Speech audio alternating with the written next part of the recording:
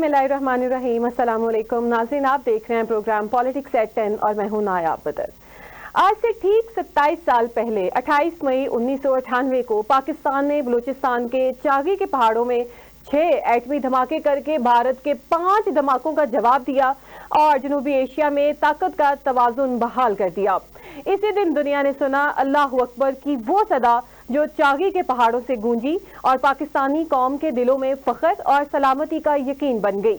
ये सिर्फ एटमी धमाके नहीं थे, ये पाकिस्तानी कौम की खुददारी, गैरत और नाकाबिले तस्खीर अज़्म की गूंज थी।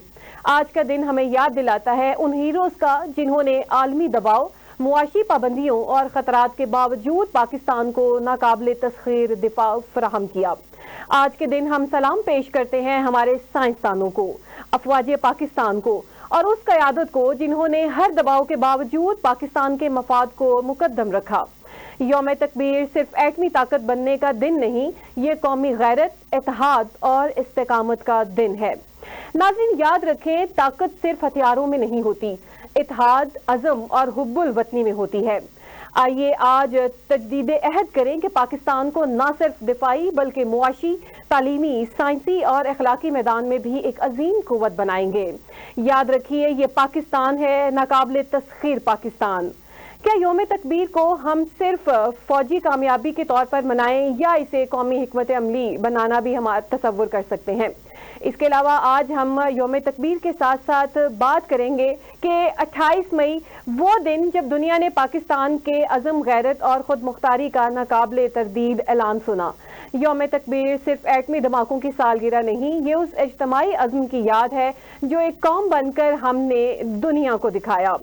आज से 27 साल पहले चागी के पहाड़ों ने गवाही दी कि पाकिस्तान जो है वो अमन चाहता है, ये एक पुरअमन मुल्क है और ये बिल्कुल भी जो है दंगा फसाद या इस किस्म की कोई भी चीज़ नहीं चाहता। इसके अलावा हम बात करेंगे IMF की कि IMF के जो वादे हैं वो उसने किस्त तो दे दी है, लेकिन एक आम इंसान के लिए जो है वो बहुत ज़्यादा सख्तियाँ भी इसमें उसने लगा दी हैं। IMF कहता है कि अगले 6 साल पाकिस्तान में महंगाई सिंगल डिजिट में रहेगी, रवा साल सिर्फ 5.6%, लेकिन बाजार में जाए तो कीमतें कुछ और कहानी सुनाती हैं। क्या ये मुआशी बेहतरी है या सिर्फ हिसाबी खुशफहमी? क्या आवाम को रिलीफ मिलेगा या सिर्फ रिपोर्टों में खुशखबरी होगी? आज के इस शो में हम बात करेंगे इस महंगाई के ऊपर, यौम तकबीर के ऊपर। इस मौजू पे बात करने के लिए मेरे साथ तज्जियाकार मौजूद हैं डॉक्टर मुर्तज़ा। डॉक्टर साहब अस्सलाम वालेकुम और खुश आमदीद। वालेकुम सलाम जी शुक्रिया जी, आपने इतने अहम मौजू पर बात करने का मौका दिया जी बहुत बहुत शुक्रिया जी। के तौर पर बनाएं या इसे कौमी हिकमत अमली की कामयाबी भी तस्वुर करना चाहिए? देखिए, ये जो धमाके हुए इनका बैकग्राउंड बड़ा एक अजीब सा है। ये धमाके हमारी सर्वाइवल के लिए थे। ये धमाके हमें करना इसलिए जरूरी थे कि एक तो ताकत का तवाज़ुन बराबर करना था, क्योंकि भारत 1974 में वो भी मई में उसने एक धमाका किया था और ये वो एटमी जो मुल्क होते हैं उनकी दौड़ में आ गया था और लोगों आम जो ममालिक है उन्होंने उन्हें कुछ कहा नहीं था, रोका नहीं था, टोका नहीं था। इसको देखते हुए जब ये 90 की दहाई में रशिया टूटा तो फिर चाइना की बारी थी, अमेरिका ने चाइना की तरफ तवज्जो दी। तो उस वक्त इंडिया इतना मजबूत नहीं खुद को समझता था कि अमेरिका उसे यूज करेगा। तो भारत ने वो धमाके पाकिस्तान को दिखाने के लिए नहीं किए थे, ये दिखाने के लिए थे कि भारत चौधराहट रखता है। 1974 का धमाका जो था ना, उसमें उसने साबित कर दिया था कि एक तो पाकिस्तान को तोड़ दिया। उसने कहा था कि नजरिया है पाकिस्तान को मैंने ये लहरों में बहा दिया है। ये जो अटल बिहारी वाजपेयी था उसने ये कहा था कि मैंने, सॉरी ये शायद गांधी ने कहा था कि मैंने ये नजरिया, उनका नजरिया पाकिस्तान ये लहरों में मैंने बहा दिया है।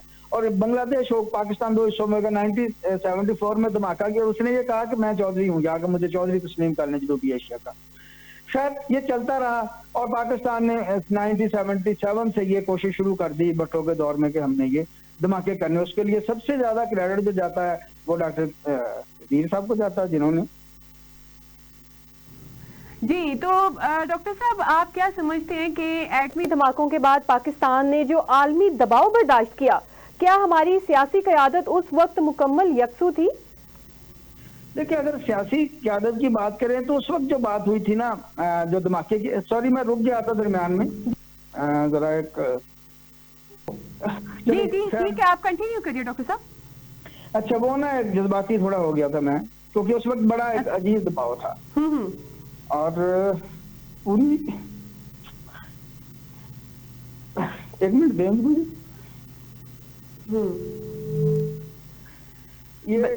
बिल्कुल, ये दिन जो है जज्बात से भरपूर है।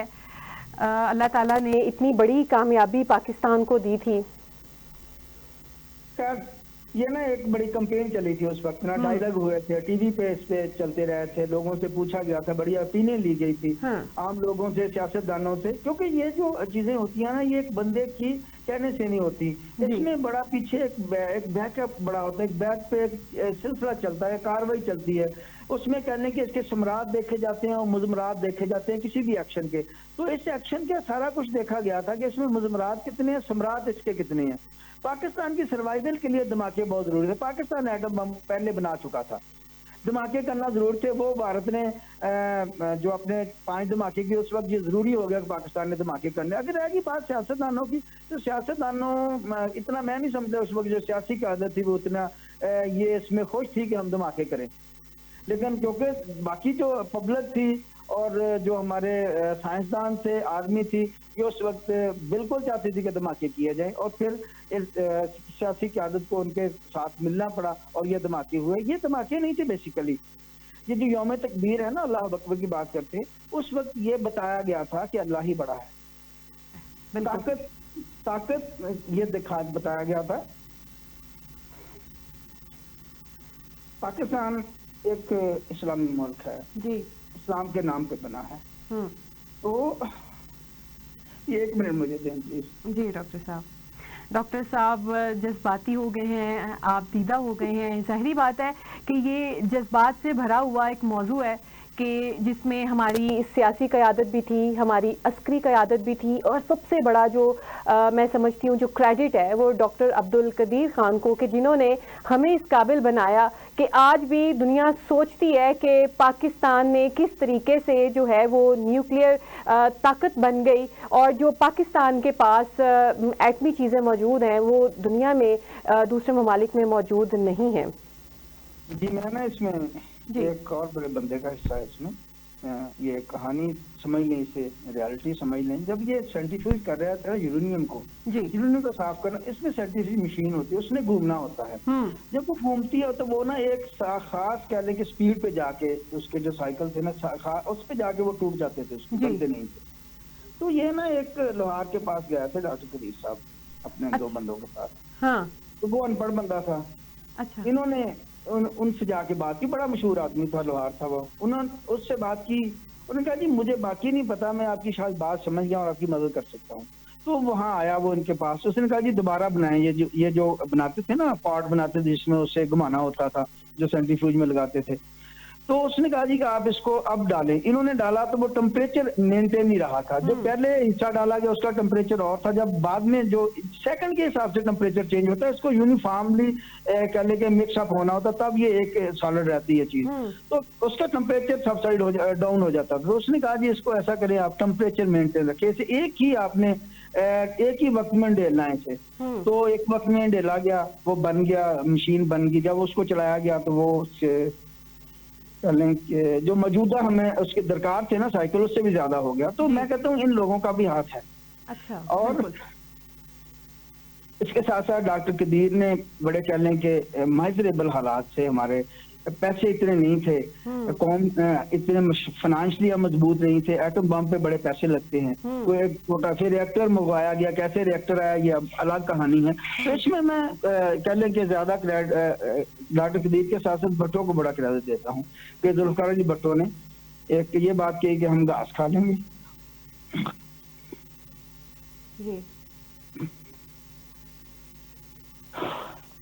जी डॉक्टर साहब, आप दीदा हो रहे हैं। ज़ाहिरी बात है, जैसे मैंने पहले भी कहा कि ये बहुत ही सेंसिटिव एक मैटर है, एक बहुत ही जज्बात से भरा हुआ, कि जिसके लफ्ज़ लफ्ज़ पे जो है आंसू निकल आते हैं कि डॉक्टर साहब उन लोगों की कुर्बानियाँ भी याद करा रहे हैं, उन लोगों का जो हिस्सा है, जिन लोगों ने पार्टिसिपेट किया हमें जो है न्यूक्लियर ताकत बनाने में, कि जिन्होंने जो है, क्योंकि कहते हैं कि जब एक दीवार एक इमारत बन रही होती है तो एक एक ईंट लगानी पड़ती है, लेकिन बाद में जब वो बन जाती है फिर एक उसको कहते हैं जी कि ये तो शानदार एक इमारत है। तो डॉक्टर साहब दरअसल उन ईंटों के बारे में बता रहे हैं जिन्होंने अपना किरदार अदा किया हमें एटमी ताकत बनाने में। ये जो न्यूक्लियर अल्लाह ताला ने हमें एक, मैं समझती हूँ एक तोहफा ही है कि जो अल्लाह ताला ने पाकिस्तान को जो दिया, और पाकिस्तान को उन ममालिक के साथ खड़ा कर दिया शाना बिशाना जो एटमी ताकत रखते हैं।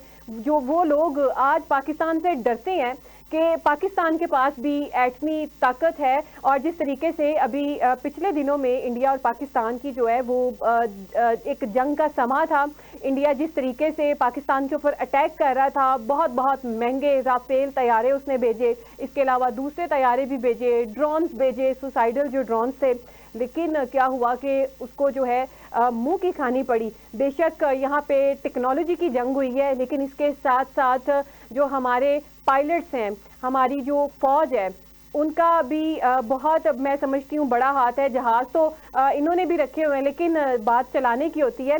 जी डॉक्टर साहब, आपको मेरी आवाज़ आ रही है?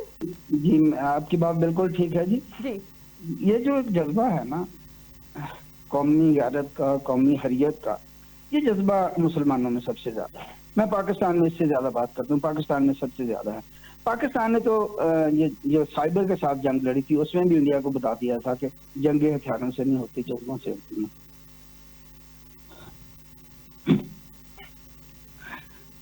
अच्छा, खैर, ये जो धमाके थे ना, ये धमाके हमारी सर्वाइवल के लिए बहुत जरूरी थे, पाकिस्तान के इस्तेहकाम के लिए बहुत जरूरी थे, पाकिस्तान के नहीं मुस्लिम उम्मा के इस्तेहकाम के लिए बहुत जरूरी थे, सिर्फ तहफ़्फ़ुज़ के लिए बहुत जरूरी थे, क्योंकि कोई भी मुल्क इस्लामी मुल्क एटमी मुल्क नहीं था, एटमी पावर नहीं था।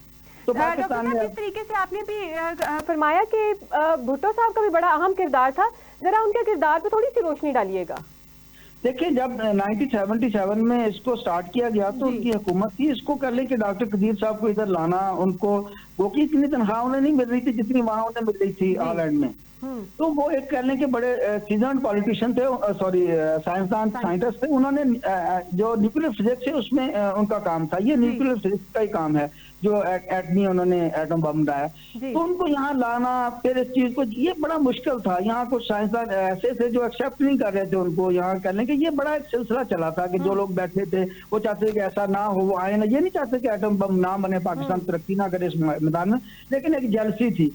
ये इसमें भट्टो साहब ने फिर बहुत कह लें कि दूसरे ममालिक से भी रब्ता किया, उन्होंने भी कुछ फेवर दिए इन्हें, और इन्होंने खैर दबाव के बावजूद, अमेरिका ने ये कहा था कि सॉरी मैं नाम ले गया, उन्होंने कहा जी इसका तुम्हें कह लें कि हम सबक सिखाएंगे, और उसको सबक सिखाया गया। किस तरह सिखाया गया ये अलग बात है, लेकिन उनकी जदोजहद से, जिसने कह लें कि मैं इसमें एक कथा है जी कि अहले सुखन की जंग थी या अहले हुनर का मेला था, हमने देखा लोग हमेशा सरदारों के साथ रहे, किसने पहला पत्थर काटा, पत्थर की बुनियाद धरी, अजमत के सारे अफसाने मीनारों के साथ रहे।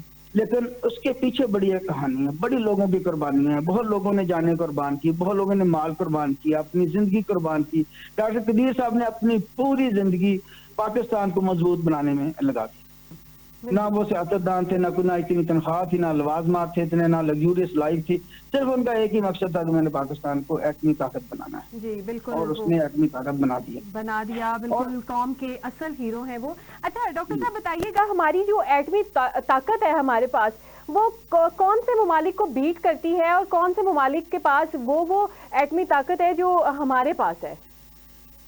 तो एटमी ताकत तवाज़ुन है ना, हम इसको, ये इंडिया से हमारी जो एटमी जो हमारी टेक्नोलॉजी है वो बेहतर है, इंडिया से तो खैर बहुत बेहतर है। इंडिया की वो अगर रेक्टर स्केल पे देखें तो हमारा जो रेक्टर स्केल पे उसकी आई थी ना पैमाइश आई तो 5 थी, इंडिया की इतनी नहीं थी जब ये चागी में किए थे। अब तो खैर with the passage of time इसमें जो एटमी टेक्नोलॉजी इसमें तरक्की हुई, फिर ज्यादा चीजें बेहतर होती गई, फिर जो एटमी मवाद है उसको मिनिमाइज करके मैक्सिमाइज कर लेके उसके डिस्ट्रक्ट, ये अगर जंग की बात करेंगे तो डिस्ट्रक्शन है, अगर आप डेवलपमेंट की बात करेंगे तो फिर इसमें डेवलपमेंट में इसमें कंस्ट्रक्शन है। इसमें तमीर है। इसको दोनों हवालों से देखा गया। देखिए, अगर हम निकल जो है इसका जो मटेरियल है, निकल जो एक आइटम है, इसको अगर देखें तो वो 1 टन, एक ग्राम जो है ना, जो न्यूक्लियर मादा है, वो 1 टन कोयले से ज्यादा ताकत एनर्जी रखता है। अगर इसमें देखें, अगर न्यूक्लियर तवा, इसको तवानाई के हवाले से देखो तो ये एक बड़ा बेनिफिशियल है। अगर जंग के हवाले से देखें तो वही तवानाई उतनी ही तबाही फैलाएगी। अच्छा, ये नागासाकी और दूसरा जो उस वक्त जापान में जो बम गिरे थे, ये इसकी गवाही है कि वहाँ कई साल तक, दहाइयों तक ना बच्चे भी कह लें कि माजूर पैदा होते थे, फसलें नहीं उगती थी वहाँ पे, घास भी हुई थी। तो इसकी ऐसी ही तबाही है। लेकिन कोई भी मुल्क जो है ना, ये अगर बम बनाता है तो वो मैं मुसलमान मुल्क की बात करता हूँ, वो चलाने के लिए नहीं बनाता, वो सिर्फ अपने तहफ़्फ़ुज़ के लिए। पाकिस्तान ने तो कह दिया कि हम अपने तहफ़्फ़ुज़ के लिए बना रहे हैं, चलाने के लिए नहीं बना, तबाही के लिए नहीं, दुश्मन के लिए नहीं है, हमारे ज़ाती तहफ़्फ़ुज़ के लिए है। और हम न्यूक्लियर जो टेक्नोलॉजी है उसको अपनी तरक्की में इस्तेमाल करेंगे, हम इसको अपनी एनर्जी सेक्टर में इस्तेमाल करेंगे। ये जो आबदोज होती हैं, मैं इतना तो माहिर नहीं इसका, आबदोज में न्यूक्लियर बैटरीज होती है ना, एटॉमिक बैटरी होती है इसमें। बड़ा मैं समझती हूँ तहफ़्फ़ुज़ तो हमारा था, लेकिन मेरे ख्याल से भारत को भी बताना था कि हमारे पास ये पावर है। और जो दूसरे को और भी जो उनसे ममालिक है, उनको जब पता चला कि इस तरीके से इन्होंने ये एटमी धमाके किए हैं, इन्होंने अपने जो टेस्ट वगैरह किए हैं, तो उससे उनको ये पता लग गया कि इस मुल्क की तरफ आप आंख उठा के नहीं देखना, ये उड़ा देंगे। जी बिल्कुल ऐसे ही है। देखिए ना, मैंने तो बात पहले की थी कि कोई भी मुल्क जब एटमी क्लब का मेंबर बन जाता है तो उसे वही हैसियत हासिल होती है जो किसी दूसरे मुल्क को होती है। 6, 7, 8 मुल्क हैं एटमी जो क्लब। पाकिस्तान को देखिए, जो तकलीफ से बात है ना, पाकिस्तान को वो तस्लीम नहीं कर रहे थे, जबकि इंडिया को उन्होंने तस्लीम कर लिया फौरन। ये देखने की बात है, भारत को फौरन तस्लीम करते, इंडिया को तस्लीम नहीं करते। बेसिकली इसके पीछे गेम है। वो सारे चाहते हैं कि चौधरी भारत हो यहाँ, और भारत ने अपनी चुदराहट कायम रखने के लिए ये धमाके किए थे। पाकिस्तान ने जवाब दे के बहुत अच्छा किया और अपनी एक सालमियत, अपने इस्तेहकाम, अपनी मजबूती, ताकत और ये बता दिया कि अल्लाह ही बड़ा है जी, कोई चीज बड़ी नहीं है। यौम तकदीर अल्लाह अकबर का है, मतलब कि अल्लाह ही बड़ा है, अल्लाह ही बड़ा है, ही बड़ा है जी। ये बता दिया जी। डॉक्टर साहब, हम बात करेंगे कि आज अगर हम अपने मुआशी बहरान की तरफ देखें तो हम उसका बहुत बुरे तरीके से शिकार हैं। क्या एटमी ताकत होना हमारे लिए अमली फायदेमंद है, या सिर्फ ये कलामत ही है कि ये न्यूक्लियर पावर है और चूंकि जो हमारा पाकिस्तान है, हमारा जो मुल्क है, वो तो गुर्बत में डूबा हुआ है? देखिए, एटमी ताकत होने के बाद मुल्क गुर्बत में नहीं डूबा, ये गलत पॉलिसियों की वजह से डूबा। इसमें कोई पॉलिसी नहीं है।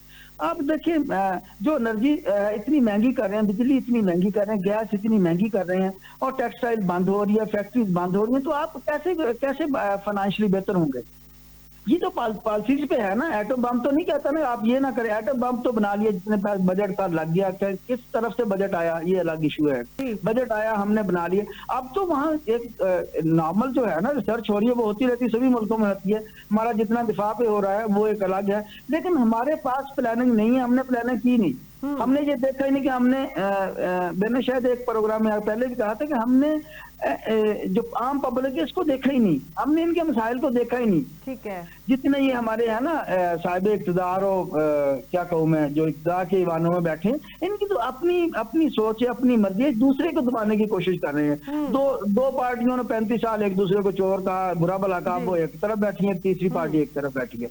पब्लिक का किसी को नहीं है, पब्लिक के लिए कर ही नहीं रहा। ये देखें, अब मैं इसी हवाले से आपने बात की तो इस काम की बात की, माशी की मैं बात करता हूँ। ये जी बर्थ सर्टिफिकेट, डेथ सर्टिफिकेट की फीस नहीं होगी, उसका क्या, कितने रोज मरते हैं हर घर से, चीनी रोज खाई जाती है, घी रोज खाया जाता है, दालें रोज खाई जाती हैं, बिल आते हैं पर मंथ, उसमें कोई कमी की? लेकिन बर्थ सर्टिफिकेट पे, डेथ सर्टिफिकेट पे पैसे तो अच्छे खासे ही लेते हैं, उसके अलावा सर्टिफिकेट नहीं देते। वो अलग बात है, वो तो हमने प्रैक्टिस बनाई हुई है ना। मैं ये कहता हूँ आप भी फ्री होंगे तो फ्री में मिलेंगे, वो तो पैसे लेंगे फिर जो एक्स्ट्रा लेते हैं। फीस की बात करता हूँ, उसकी फीस इतनी नहीं है, उसको छोड़ देना ये कोई ऐसी बात नहीं है। आप इधर दूसरी तरफ आए, आप एजुकेशन की तरफ आए, प्राइवेट करने एजुकेशन। आप जो चीनी है पहले बरामद करते हैं, फिर दरामद करते हैं, उस पर रिबेट देते हैं, फायदा जिसका इंडस्ट्रियलिस्ट को है। वो ये मर गए, किसान मर गया जिसने चीनी बनाई, जिसने कमाद उगाया, उसने कमाद बेचा, चीनी बनी, वो फिर बेचारा 180 ले रहा है। उसका जो कमाद है, बात मेरी सुन ले प्लीज, उसका जो कमाद बिका, वो जो लकड़ी जलाने वाली लकड़ी, उससे भी कम कीमत में बिका। 1000 रुपए लकड़ी का रेट है जलाने वाली का, और कमाद का कितना रेट है जो बिका? 500 400। जी ये जुल्म है। देखिए, हमारा एटम बम बनाने से हमें कोई प्रॉब्लम नहीं हुआ फाइनेंशियली, हमें प्रॉब्लम हुआ इनकी पॉलिसियों से। इनकी पॉलिसी। तो पॉलिसी नहीं बन सकी, मुल्क डूबता रहा, इनकी इंडस्ट्री बढ़ती जी। रही, इनके असासे बढ़ते रहे, मुल्क जो कमजोर होता रहा। जी आम अवाम मसाइल का शिकार है। इनके मसाइल क्या, इनके तो लवाजमात ही बढ़ते रहे। ये देखने की बातें हैं। मैं जी, किसी डॉक्टर साहब, जी बिल्कुल ठीक कहा आपने कि एटमी ताकत या एटमी बम बनाने की वजह से हमारे मुल्क पर कोई बोझ नहीं पड़ा। दरअसल इनकी ये जो नाकिस पॉलिसीज हैं उसकी वजह से हमारा जो मुल्क है वो मुआशी बहरान का शिकार हुआ है। मजीद भी गुफ्तगू करेंगे, लेकिन नाज़रीन यहाँ पे वक्त हुआ एक शॉर्ट ब्रेक का। ब्रेक के बाद हाजिर होते हैं।